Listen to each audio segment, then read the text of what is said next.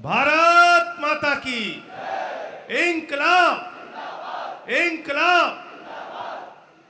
साथियों, बहुत देर से आप लोग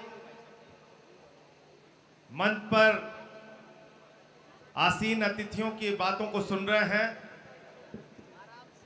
बहुत संक्षेप में ये जो विजन डॉक्यूमेंट है उसके बारे में और राजनीतिक विकल्प देने का फैसला किस कारण से लिया गया है उसके बारे में अपनी बात रखूंगा। लेकिन उससे पहले जो एक क्रांति गीत नौजवानों के बीच में अक्सर हम लोग गाते रहे हैं, जेपी आंदोलन का गीत, वो गीत आपके बीच में गाना चाहूंगा और उम्मीद करूंगा कि आप लोग भी साथ देंगे। क्रांति है पुकारती तू सो रहा जवान है, क्रांति की तू आन और क्रांति की तू शान है, क्रांति की तू आन और क्रांति की तू शान है। क्रांति है पुकारती तू सो रहा जवान है, क्रांति है पुकारती तू सो रहा जवान है। क्रांति की तू आन और क्रांति की तू शान है, क्रांति की तू आन और क्रांति की तू शान है। तू बढ़ा है जब कभी तो आंधियां लजा गई, तू बढ़ा है जब कभी तो आंधियां लजा गई, क्रांतियां कदम कदम पे मंजिलें सजा गई, क्रांतियां कदम कदम पे मंजिलें सजा गई।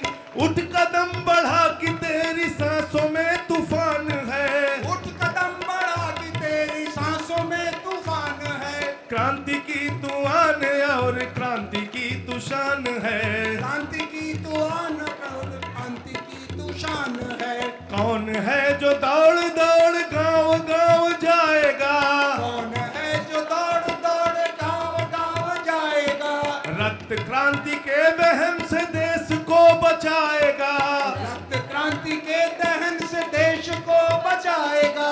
तेरे एक सही कदम पे झुक गया जहान है, तेरे एक सही कदम पे झुक गया जहान है। क्रांति की तू आन और क्रांति की तू शान है, क्रांति की तू आन क्रांति की तू शान है। भारत माता की जय, भारत माता की जय।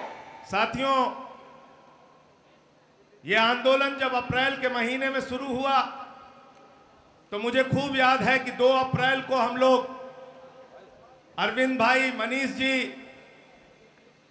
दिल्ली की जुझारू कार्यकर्ता संतोष, हम सारे लोग यहां पर इकट्ठा थे जंतर मंतर पे। अरविंद भाई ने एक सवाल किया कि 5 अप्रैल से अन्ना जी का अनशन होने जा रहा है, कितने लोग इसमें आ सकते हैं? तो संतोष ने कहा कि हमारी तरफ से 500 लोग आएंगे।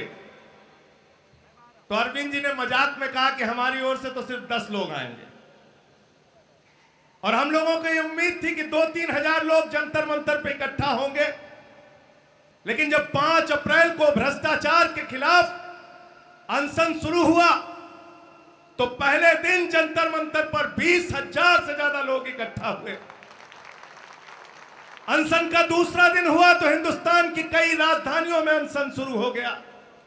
अनशन का तीसरा दिन हुआ तो हिंदुस्तान के कई जिलों के अंदर अनशन शुरू हो गया। चौथा और 5वां दिन आते आते ऐसा लगा कि पूरा हिंदुस्तान भ्रष्टाचार से कराह रहा है, पीड़ित है और इस बीमारी से निजात चाहता है। पूरा मुल्क सड़कों पे आ गया और आपके उस आंदोलन की ताकत की बदौलत देश की सरकार को मजबूर होना पड़ा एक ड्राफ्टिंग कमेटी बनाने के लिए। ड्राफ्टिंग कमेटी बनी, 5 सदस्य सिविल सोसाइटी की ओर से, 5 सदस्य सरकार की ओर से। 3 महीने तक बैठक चली, 13 बैठकें हुई, नतीजा निकला 0। सरकार ने लोकपाल की जगह जोगपाल तैयार किया और कहा कि भ्रष्टाचार की शिकायत करने वाले को जेल में डालेंगे। फिर अगस्त में आंदोलन किया आपने, हुंकार भरी भ्रष्टाचार के खिलाफ। अन्ना जी ने रामलीला के मैदान पर 13 दिन तक अनशन किया और उस 13 दिन के अनशन के समर्थन में पूरे हिंदुस्तान के गांव में, कस्बों में, बाजारों में, शहरों में आंदोलन हुआ, अनशन हुआ, मोमबत्ती जुलूस निकाले गए और देश की जनता ने कहा भ्रष्टाचार भारत छोड़ो, भ्रष्टाचार भारत छोड़ो। और देश की संसद को मजबूर होकर बैठना पड़ा। पूरी पार्लियामेंट ने, कांग्रेस पार्टी हो, चाहे भारतीय जनता पार्टी हो, चाहे समाजवादी पार्टी हो, चाहे बहुजन समाज पार्टी हो, चाहे वामपंथी पार्टियां हो, सबने एक स्वर में कहा देश को एक मजबूत जन लोकपाल कानून बनाएंगे। लेकिन दिसंबर में जब जन लोकपाल कानून बना तो देश की संसद ने जनता को धोखा देने का काम किया और कहा कि हम वही जोगपाल बनाएंगे, लोकपाल नहीं बनाएंगे। और आप जानते हैं कि उस कानून में क्या लिखा है? उस सरकारी लोकपाल में लिखा है कि अगर कोई भ्रष्टाचारी भ्रष्टाचार करता है तो उसको 6 महीने की सजा, लेकिन अगर भ्रष्टाचार की शिकायत करने वाला उसकी शिकायत गलत पाई गई तो उसको 2 साल की सजा। उस सरकारी लोकपाल में लिखा है कि अगर ए राजा 1,76,000 करोड़ रुपए का घोटाला करें, अगर देश के प्रधानमंत्री 1,86,000 करोड़ का कोयला घोटाला करें तो उनको अपने पैसे से वकील करने की जरूरत नहीं है, सरकार आपके पैसे से उनको वकील मुहैया कराएगी। यह है सरकार का सरकारी लोकपाल और जोगपाल, जिसके खिलाफ आपने और हमने मिलकर आवाज उठाई। ये बातें इसलिए बताना चाहता हूं कि राजनीतिक विकल्प की ओर हम आए क्यों साथी? किसके किसके पास नहीं गए?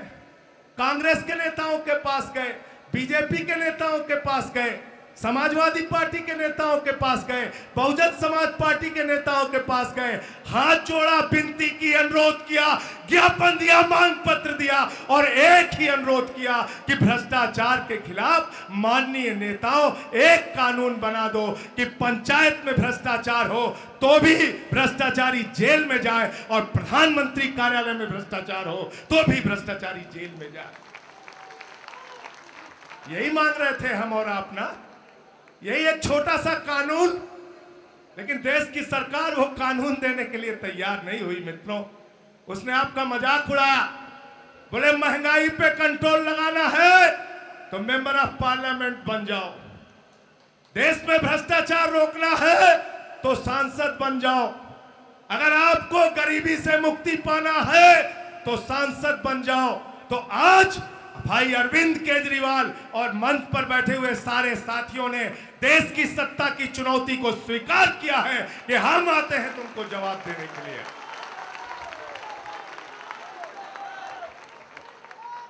जनता के बीच में एक राजनीतिक विकल्प देने के लिए हम आ रहे हैं।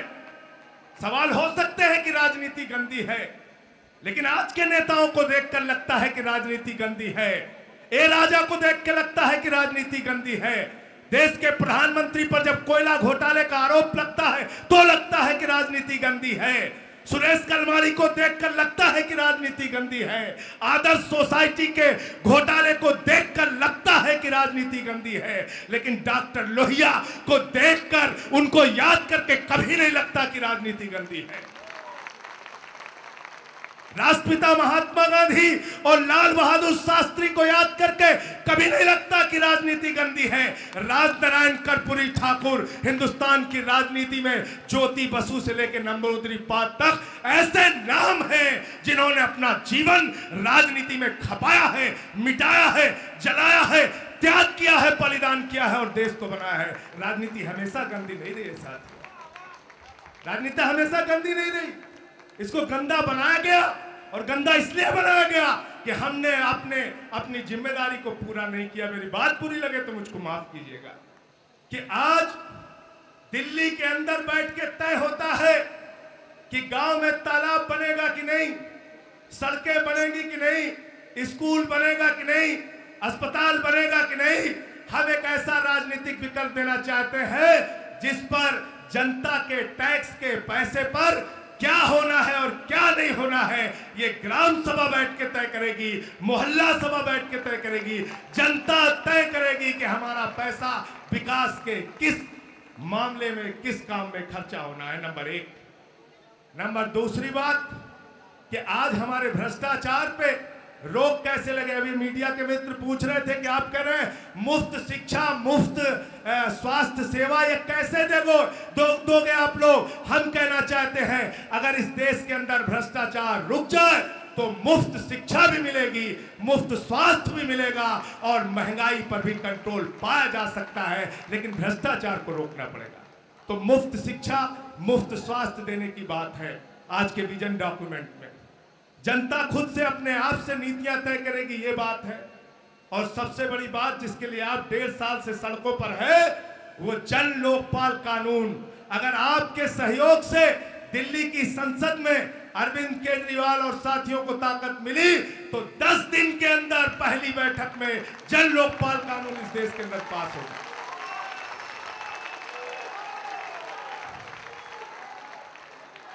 किसानों से जुड़ा हुआ सवाल है। नंदीग्राम में किसानों की जमीन का अधिग्रहण होता है, गोलियां चल जाती है। पास्को में किसानों को मार दिया जाता है, सिंगूर में किसानों को मार दिया जाता है, टप्पल में किसानों को मार दिया जाता है, तमिलनाडु में किसानों पर गोलियां चलती हैं। इस देश में जब भी किसानों की जमीन का जबरन अधिग्रहण होता है, किसानों की लाशें बिछाई जाती है। हम ऐसा कानून लाना चाहते हैं, भूमि अधिग्रहण का ऐसा कानून जिसमें किसान की मर्जी के बगैर उनकी जमीन नहीं ली जा सकती, नहीं ली जा सकती, नहीं ली जा सकती। ये विजन डॉक्यूमेंट की बात है हमारी। और राइट टू रिजेक्ट, गुंडे खड़े हो जाएं, अपराधी खड़े हो जाएं, माफिया खड़े हो जाएं, भ्रष्टाचारी खड़े हो जाएं, ए राजा खड़े हो जाएं, लालू यादव खड़े हो जाएं, तब भी आपको कहा जाता है इन माननीय नेताओं में से वोट दो। अब आपको एक अधिकार मिलेगा अगर ये राजनीतिक विकल्प कामयाब हुआ कि अगर प्रत्याशी गलत है तो जनता उसको रिजेक्ट करेगी। राइट टू रिजेक्ट का अधिकार जनता के हाथों में होगा। और इसी के साथ साथ राइट टू रिकॉल। लोग कहते हैं कि अगर आप जीत कर गए और भ्रष्ट हो गए तो क्या करेंगे? राइट टू रिकॉल का कानून आपके हाथ में होगा। अगर इनमें से कोई जीत कर गया, वो भ्रष्ट हो गया, गलत हो गया, तो उसको संसद सर खींचकर सड़क पर लाने का अधिकार आपके हाथ में होगा। Right to recall, right to recall का ये भी विजन डॉक्यूमेंट में है। Right to reject, right to recall, ये कानून आपको मिलेगा। और साथियों, बहुत सारी ऐसी बातें हैं जिस पर अभी आपके विचार से एक व्यापक चर्चा और बहस चलाकर पूरे देश में जनमत इकट्ठा करके मुद्दे और कानून तय किए जाएंगे। ये सारी बातें आज के इस विजन डॉक्यूमेंट में है। और भी जो मुद्दे हैं उसको शामिल करने के लिए जनता की राय हासिल करके तब पूरे देश के अंदर जन समर्थन प्राप्त करके तब उनको अपने राजनीतिक विकल्प के एजेंडे में उन मुद्दों को भी शामिल किया जाएगा। आप सबका बहुत बहुत धन्यवाद कि आप इतनी दूर से यहाँ पर चल के आए हैं। हिंदुस्तान के हर हिस्से से लोग आए हैं। सबको हृदय से बधाई, धन्यवाद। और एक राजनीतिक विकल्प की शुरुआत आप करने के लिए जा रहे हैं। निश्चित रूप से ये कांटों भरी राह है साथियों, लेकिन इस रास्ते से आपको मजबूती से पार लगाना पड़ेगा, क्योंकि इस देश को बचाने के लिए आपको अब निकलना है। घर बैठने से काम नहीं चलेगा। कुमार विश्वास जी यहाँ पर पता नहीं है कि नहीं है। कुमार विश्वास यहाँ कह रहे थे कि हम आज के बाद नीचे रहेंगे, ऊपर रहेंगे, क्या क्या कह रहे थे। मैं सिर्फ इतना कहना चाहता हूं कि ये तय करने का काम अब आपके हाथ में बिल्कुल नहीं है। ये कह के और आप कुछ अच्छी बात कह के यहाँ से चलते बनो, ऐसा नहीं होने दिया जाएगा। अगर आंदोलन में है तो युद्ध की शुरुआत है, युद्ध का परिणाम आने तक आपको रहना पड़ेगा। चाहे हार हो, जीत हो, जय हो, पराजय हो, सब में आपको रहना पड़ेगा। ये कह के और यहाँ से छोड़ के जाने से काम नहीं चलेगा। बहुत बहुत धन्यवाद। जय हिंद, जय भारत, अन्ना हजारे जिंदाबाद, अरविंद केजरीवाल जिंदाबाद।